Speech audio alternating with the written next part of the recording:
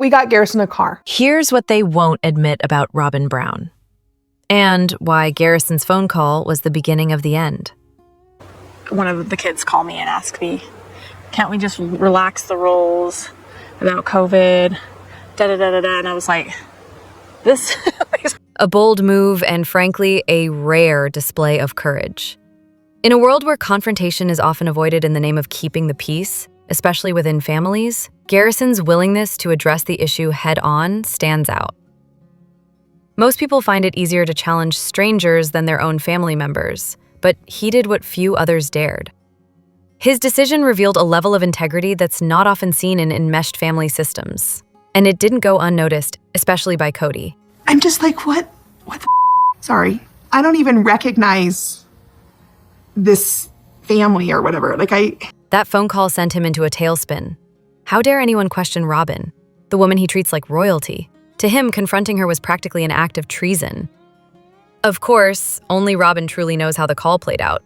Maybe Garrison was angry and direct, or maybe he was desperate, trying to reach the one person who might actually influence his father. Either way, what likely happened is that Garrison asked difficult questions, and Robyn didn't like being held accountable. Put it whatever process she does and made her the victim by doing that. Suddenly, she was unsafe, and Kody had a crisis to respond to. Garrison has always shown a willingness to call things as he sees them, whether it was confronting his dad about inconsistencies or holding both Kody and Robyn accountable for their parenting during family trips. But standing up like that came at a cost, not just for him, but for all the children from Kody's earlier marriages. All of a sudden, I got like this kickback and attitude from the older kids. And I was like, I don't know why I'm trying.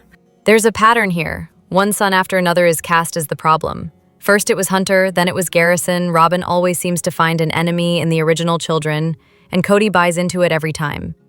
He continues to insist that his kids want him to abandon Robyn, when what they actually want is a father who shows up, emotionally and physically for everyone, not just for one household. Garrison's attempt to open a dialogue didn't solve anything. Instead, it gave Kody another excuse to double down on his isolation. A well-meaning gesture turned into the spark for even more division. It's a classic case of good intentions paving the way to disaster. Meanwhile, Garrison was dealing with his own struggles. The emotional toll of being sidelined, while watching Kody remain glued to one branch of the family, weighed heavily on him. If we're going in September for the surgery, I don't think I'm going to be going.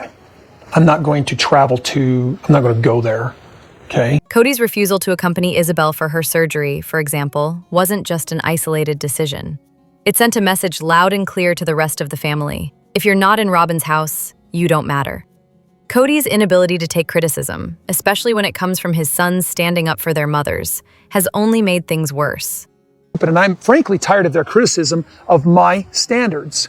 Each act of loyalty or honesty is twisted into an attack. And Robyn has a way of taking that narrative and running with it, weaponizing any disagreement as a personal assault. COVID laid bare the dynamics that had long been simmering beneath the surface. That's not her job. That's my job. I made those rules. Kody would publicly blame Robyn for the rules, then rage when anyone actually questioned her. He'd sit beside her while they made decisions, only to later pretend she had no role in them at all. And let's not forget Robyn's justification for it all. Her kids supposedly couldn't handle Kody being away 4 nights a week. So, in the name of emotional stability, she essentially monopolized his time. The irony? I'm just going to be honest with you, and I know it's partially evil, but I just chuckle a little bit at the irony of it. Her household was the first to get sick. Now, with the full picture in view, it's hard not to wonder how deeply those conversations affected Garrison, especially considering the later outcomes. Robyn's tone with the other kids was always different, colder, more guarded, and it's hard to imagine that her treatment of Garrison was any exception. The most boring couple on TV just made the riskiest financial move of their lives. It's baffling. Robyn's spending habits alone raise serious questions. Just in January 2025, she reportedly spent $7,000 on dolls. Not necessities, not investments, dolls. And that's just what's visible through platforms like Etsy. We buy 5 50-pound bags of flour at a time, put them in the food storage room, and get the flour when we need it, Add in the rest: groceries, home shopping channels, boutique splurges, niche artwork, and online orders, and it's clear this is a household with massive monthly expenditures. Like them. You know, shopping for your wives is not an easy thing. They're also known to frequent malls, which certainly doesn't help the bottom line.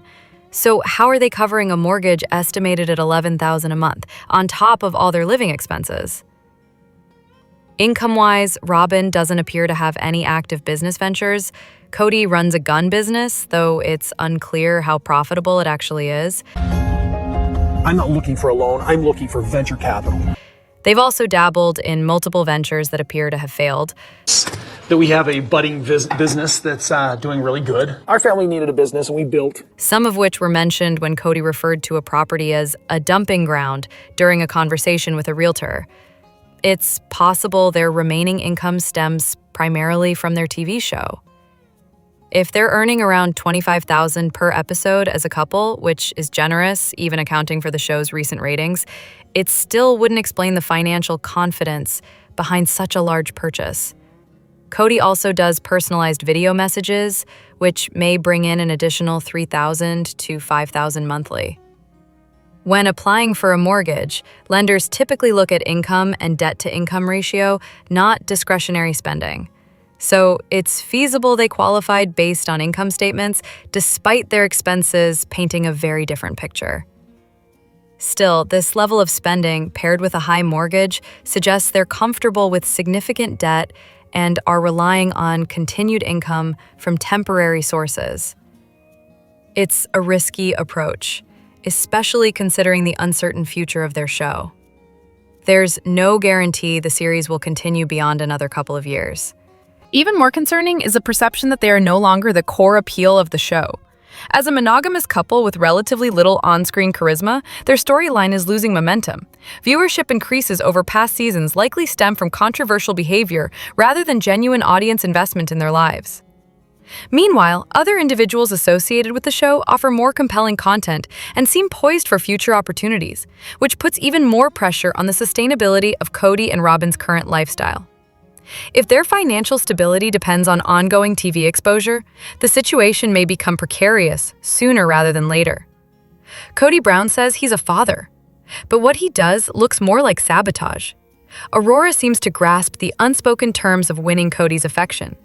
It's not about simply being present. It's about proving your worth.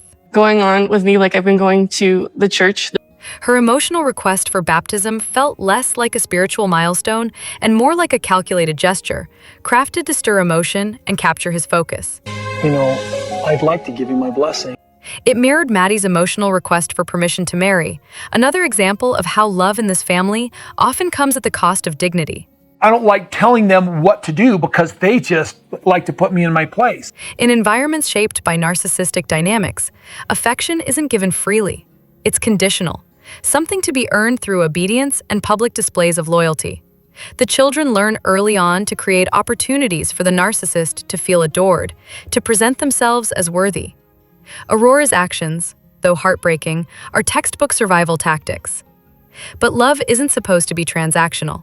Eventually, Aurora may realize that real love doesn't require bargaining. It should be given freely, not negotiated through tears and staged gestures.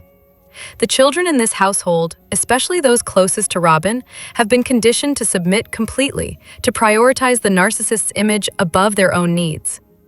It's a deeply harmful pattern, one that risks repeating itself if not consciously broken. The hope is that they'll come to see how love should actually feel: safe, consistent, and mutual, and choose something different in their own futures. And it's been painted to match the carpet color so that it doesn't look sloppy or anything like that. The orchestrated baptism scene was painful to watch. While one child was given a carefully crafted moment of emotional validation, others were left behind, literally and figuratively. A stark example.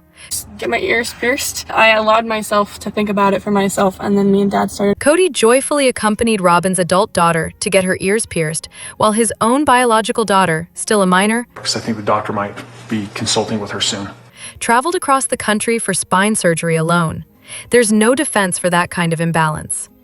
It speaks to an astonishing lack of self-awareness. Hey, I want to know how your day was. My day was good. His praise for Aurora and Ari as daughters to be proud of feels especially cruel when held up against the way he's treated his sons. Take Garrison, for instance. He worked hard, saved money, bought a home on his own in his early 20s. Kody never even visited. We got Garrison a car. That was it. When Garrison bought a car he loved, his father called it a stupid decision and warned him he'd crash it. So about 6 weeks ago, Kody started to realize that maybe Garrison had more of a social life than he thought he did. During the pandemic, Kody pushed for Garrison to be kicked out, despite knowing he was close to affording a down payment, a clear attempt to undercut his progress. There's a pattern here. Because we need him to move out of the house so that her and I can get back to normal lifestyle. Sons are treated as competition. When they grow up, become independent, or stop submitting to the patriarch, they're cast aside. The control must remain intact at all costs, even if it means destroying the father-son relationship in the process. It's ironic that Kody criticizes groups like Warren Jeffs while mirroring their same harmful behaviors, especially toward his own boys. Garrison's real accomplishments, a home, financial independence, maturity, are ignored. Meanwhile, Aurora's big milestone as a young adult was getting her ears pierced, ceremoniously and with permission. That's the bar for pride in this family. This isn't just favoritism, it's a carefully maintained system where obedience is rewarded and autonomy is punished. And unless someone breaks the cycle, it will keep echoing through the next generation. Polygamist parenting isn't equal, and here's the disturbing proof. There's a noticeable pattern in how Kody's children are treated, depending on who their mother is. What about when they're 18 and they get to do it without your consent? I'll still tell him I won't support him doing it. His biological children with the other wives typically moved out around age 18, encouraged to be independent and start their adult lives. In contrast, Robyn's children remain at home well into their mid-20s with no clear push toward independence. It's pushed them out the door when they turned 18. There's adult children at Robyn's house. This discrepancy suggests a double standard. Robyn appears to take a much more protective, even controlling approach to parenting. Her children often seem unable, or perhaps not allowed, to make decisions for themselves, which has delayed their development of basic adult autonomy. I'm like leaving my mom and all my family, but I don't know. I think it'll be fun, good experience. By comparison, the other wives raise their children to be self-reliant, encouraging them to think critically and take responsibility for their lives. When you're 21, karmically, I have given you all you need. You got a good car, you go get a job, here's some cash. Kody has previously shared that his own father sent him out at 18 with nothing but a car. In some fundamentalist communities, young men are pushed out early, often to reduce competition for potential wives. This could help explain why male children like Dayton may be given minimal resources or expected to live separately, while young women are kept close. In many polygamist families, daughters are expected to remain at home until marriage. She's a good girl, and she's got kind of old-fashioned values. There are also signs of excessive control in how Robyn's daughters are parented. Despite being adults, they reportedly seek permission for basic activities such as attending church. This level of oversight raises concerns about how much autonomy they truly have. Their upbringing seems to have left them without essential social skills or confidence in their ability to navigate the real world. Ultimately, the environment created by Robyn and Kody has not prepared these children for independent adult life. Their continued dependence and lack of decision-making experience could lead to long-term challenges in adapting to life outside a highly controlled household. Everyone thinks Kody's in control, but the real power is with the ones who haven't said a word yet. When it comes to who holds the most damning secrets, 3 names immediately rise to the top: Dayton, Logan, and Gabe. It was all just infatuation. It wasn't some kind of love. And Leon deserves an honorable mention.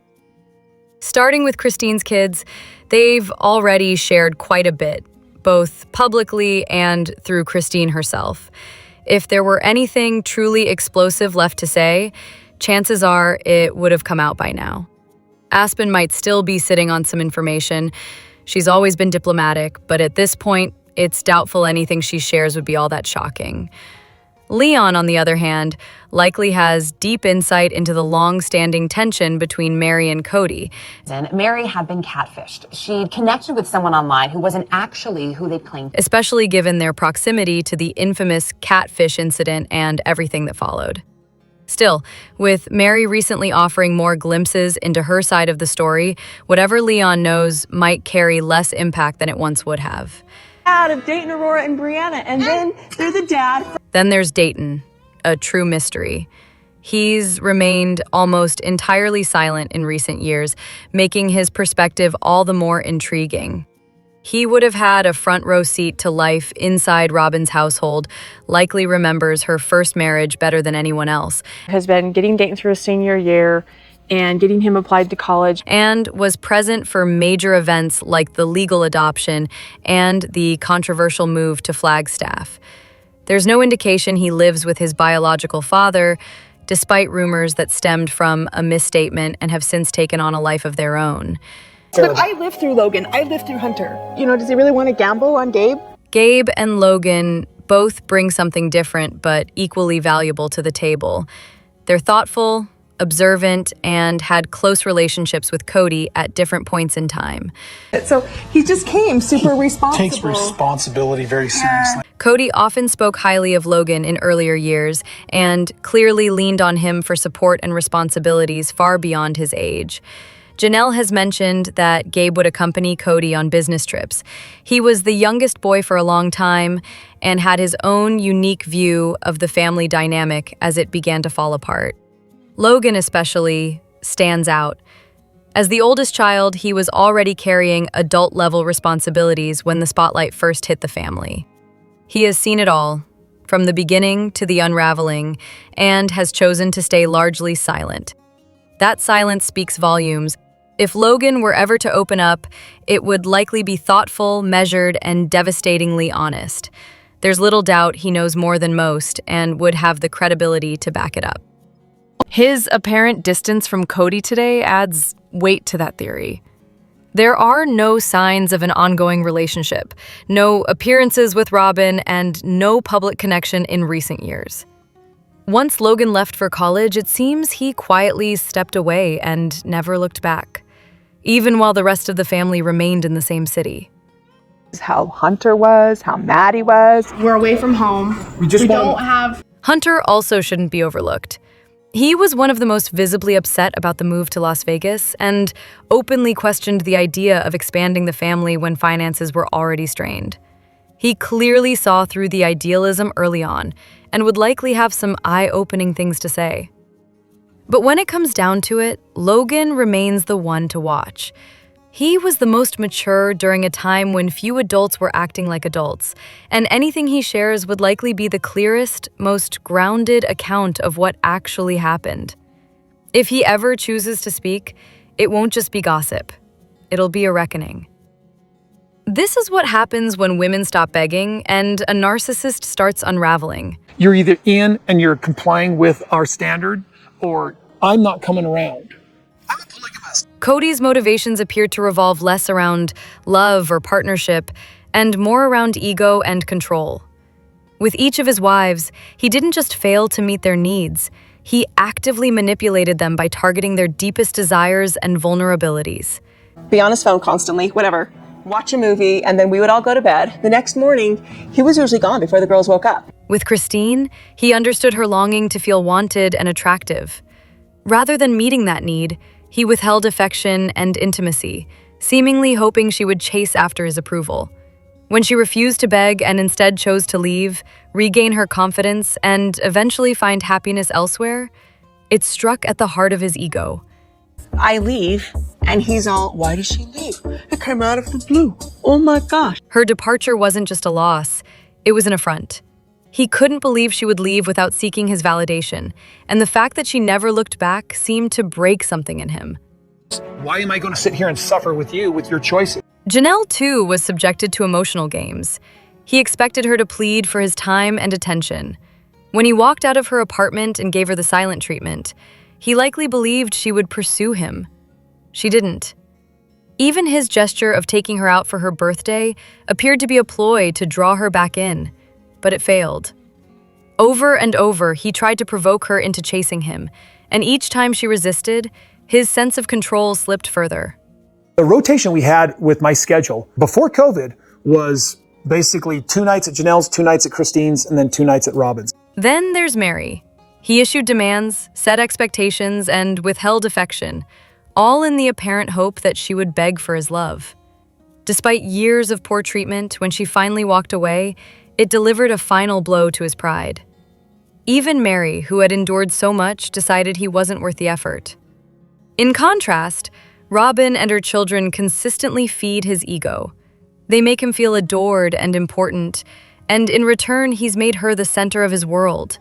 Their relationship appears to function not on mutual love, but on a transactional exchange of ego-stroking and emotional dependence. As long as she continues to cater to his need for admiration, and he indulges her preferences, the dynamic holds.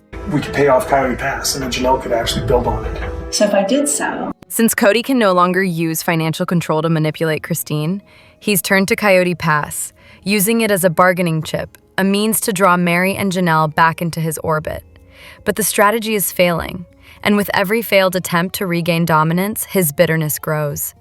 The reality that 3 women walked away, not because they were weak, but because they finally realized he wasn't worth the fight, is a truth he can't accept. The loss of control, not the loss of love, is what truly unsettles him. Even with his children, his behavior suggests he viewed them less as individuals to nurture and more as tools. No, I don't think he's talked to you, right, Savannah? Not speaking to Savannah, for instance, seems like an effort to pressure Janelle into re-engaging with him. Similarly, he expressed disbelief that Christine would leave with Truly, as though he assumed she could still be kept in line by their shared child. Mary's experience reveals more of the same mindset. The fact that she only had one child seemed, to him, like a flaw she needed to compensate for, another reason for her to try harder to win his affection. It reflects a broader cultural dynamic, where fatherhood is measured not by involvement, but by the number of children produced, and where the value of wives is tied to how much they serve and sacrifice for their husband's benefit. This entire framework is rooted in toxic masculinity and control. Do you know what he really means? Misbehavior. Women are expected to serve, compete, and seek approval. The more they fight among themselves, the more it reinforces the man centrality. That's likely why Kody allowed the tension between the wives to fester. It made him feel powerful. At the core, it was never about love. It was always about ego. And now, faced with rejection and independence from the very women he tried to dominate, he's left lashing out. The illusion of his own superiority has collapsed, and he's struggling to live in the wreckage. Robyn claims she didn't play favorites, but the sandwich on that plate says otherwise. Yeah, we stock up the food storage room.